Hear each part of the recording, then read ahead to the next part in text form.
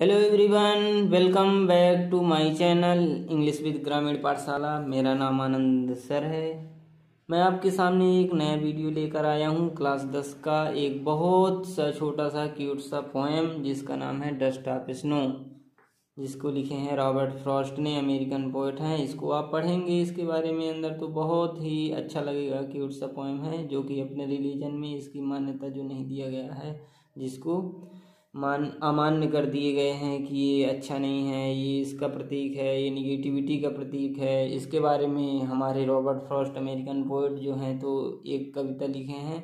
तो सबसे पहले ये पोएम को देख लेते हैं, डस्ट ऑफ स्नो। पहले पोएम पढ़ लेते हैं, इसके बाद हम इसको बताते हैं कि वहाँ क्या हुआ था जब पोएट गए थे उस पेड़ के नीचे से। The way across soaked on me, the dust of snow from a hemlock tree has given my heart a change of mood and saved some part of a day I had lived. यहाँ friends देखते हैं कि एक दिन क्या हुआ कि ये जो अमेरिका के रॉबर्ट फ्रॉस्ट जा रहे थे एक दिन किसी काम से, एक पेड़ के नीचे से गुजर रहे थे। उस पेड़ का नाम है हेमलॉक ट्री। उस हेमलॉक ट्री के नीचे से गुजर रहे थे, तभी अचानक से एक कौवे ने वहाँ से स्नो का टुकड़ा, मतलब कि बर्फ का वो डस्ट वहाँ से सोक किया, मतलब हिला करके गिरा दिया। तो उनका मूड क्या हो गया, फिर अब जब ये पोएम पढ़ेंगे तो फिर आगे पता चलेगा। तो देखते हैं। The way across, the way across, the way means कि रास्ता, across means कौवा, soak means हिलाना, down on me, down means नीचे, on me मेरे ऊपर, the dust of snow from a hemlock tree, from मतलब से, a means एक, hemlock tree एक hemlock के पेड़ से। अब हमारे रिलीजन में कौवे को निगेटिविटी का प्रतीक माना जाता है। एक हेमलॉक ट्री है जो अमेरिका में होता है, इसको पॉइजन के रूप में माना जाता है कि ये पॉइजन प्लांट है, इसमें से मतलब कि जहरीले वो निकलते हैं जिसे नशे उसे के काम करते हैं।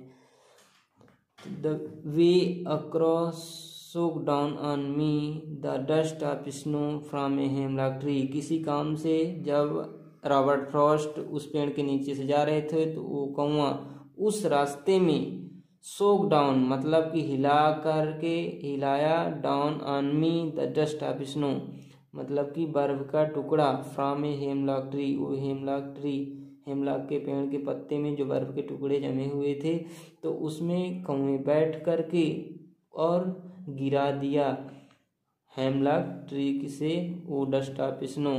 तो फिर ये डस्ट ऑफ स्नो जो है तो गिरता है उनके नीचे, कहाँ, उनके ऊपर, सॉरी, ये रॉबर्ट फ्रॉस्ट जब जा रहे थे। हैज गिवन माई हार्ट, तब देखिए ए चेंज ऑफ मूड, जब उनका मूड जो है तो कैसे चेंज हो जाता है जब ये हेमलॉक ट्री के ऊपर से डस्ट ऑफ स्नो गिरता है। हैज गिवन माई हार्ट, उसका हृदय जो है तो बदल जाता है, मतलब देता है, ए चेंज बदलता है, ऑफ मूड उनका मतलब कि मन जो है तो बदल जाता है। एंड सेव्ड, अब आगे देखेंगे, इस लाइन को पढ़ेंगे तब आगे समझ में आएगा कि आगे उनके साथ क्या होता है। एंड सेव्ड सम पार्ट, और उनका जो है तो एक अच्छा आकार मिल जाता है। ऑफ ए डे, पूरे दिन। आई हैड र्यूड, मतलब कि उनका जो खुश नहीं थे, र्यूड थे। जैसे कि हेल्ड इन रिग्रेट, इसका मतलब होता है र्यूड, कि जैसे दिन अच्छा नहीं है, ख़राब नहीं है, मेरे साथ ये नहीं हुआ वो नहीं हुआ, ऐसा बोला जाता है। तो फिर यहीं पास हैज गिवन माई हार्ट, जब यहाँ से डस्ट ऑफ स्नो गिरता है उस पेड़ के नीचे से, जब कौवा गिराता है तो उनका मूड हृदय बदल जाता है। जब उनका मन कैसा था, र्यूड था, र्यूड मतलब कि मन अच्छा नहीं था, तब and saved some part of a day, उनका दिन अच्छा हो गया। इसलिए अपने धर्म में माना गया है कि ये अच्छा नहीं है, इसको देख लेने पर ये हमारा काम बिगड़ जाएगा, ये निगेटिविटी का प्रतीक है, ये वो ऐसे बोलते रहते हैं, तो ऐसा नहीं है। तो रॉबर्ट फ्रॉस्ट इसलिए अच्छा पोएम लेकर आए हैं, तो आप समझ ही गए होंगे। एक बार हम पुनः से वो करते हैं ये कविता को कि dust of snow, snow means बर्फ का टुकड़ा, डस्ट मीन्स धूल होता है एक अर्थ, लेकिन इसका मतलब होता है कि बर्फ के टुकड़े। द वे अक्रॉस, जहाँ से रॉबर्ट फर्स्ट गुजर रहे थे तो एक कौवे ने shook down on me the dust of snow from a hemlock tree.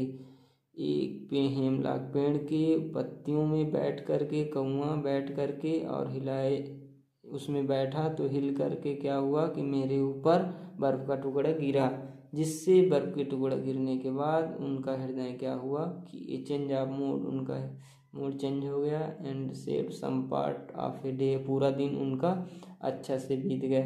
तो दोस्तों आप लोगों सबको समझ में आ गया होगा कि dust of snow Robert Frost ने कैसे लिखे हैं।